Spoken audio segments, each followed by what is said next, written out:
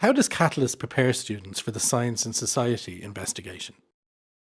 Well, like the extended experimental investigation, students' work will be judged on level descriptors against features of quality in three areas, and the areas are investigating, communicating, and knowledge and understanding. So it will be good practice to ensure students are made familiar with these features of quality from an early stage so that they know what is expected of them when they start the science and society investigation. So if you take a look at the features of quality for the science and society investigation, you will see that the approach taken throughout Catalyst supports students in those three areas. So if you look at the area of investigating, two examples of features of quality include that students choose an interesting or novel topic and research question, and that they consider the quality of information collected from different sources. Catalyst has multiple examples of novel, modern and relevant ideas for research, both in our science and society tasks and in our working as scientist tasks. There's also a dedicated checklist for students to evaluate scientific information in the Nature of Science chapter.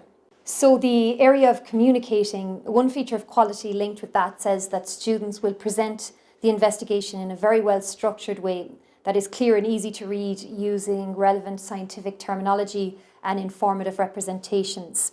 Just like the extended experimental investigation, Catalyst has many examples of ways to make innovative and informative representations of students' work.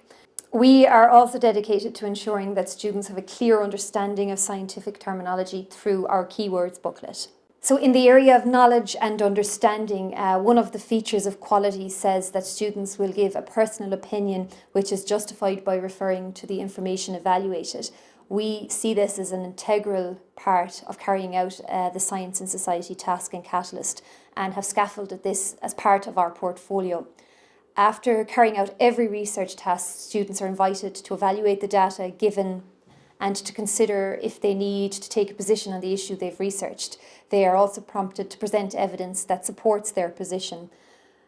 So there are three phases proposed for the science and society investigation, and Catalyst supports students in getting ready for each of these three phases. And the first phase is the initiating research phase, and this is where students have to choose a topic, decide a specific research question and gather and record specific information on it. While it is important to remember that the emphasis is on students' choice for the area that they're going to investigate, and this can be supported and guided by the teacher, there is an ample selection of ideas for investigations in Catalyst. For example, in the biological world 5.4, you have the bioremediation of old mine sites, or in the chemical world 11.4, you have fracking.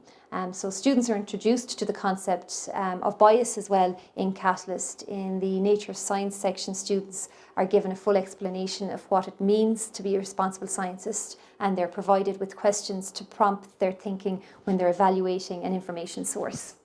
The second phase is the communicating findings phase, and this is where students select relevant information from the selected sources. So as the students engage with the science and society tasks in Catalyst, they're provided with the option of recording their findings in the portfolio booklet.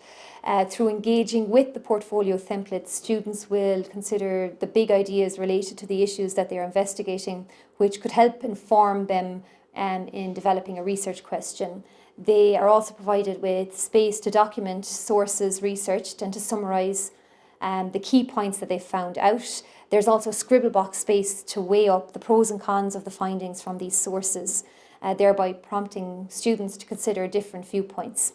And the third and final phase is where students evaluate information to respond to research questions. So they consider different sources and viewpoints and then make judgments about how the information supports or does not support a particular response to the question. In their portfolio, students are prompted as to whether they need to take a position in relation to the issues that they have researched, as well as provide evidence that supports this position. This position, supported by evidence, can be related back to their original big ideas and research questions.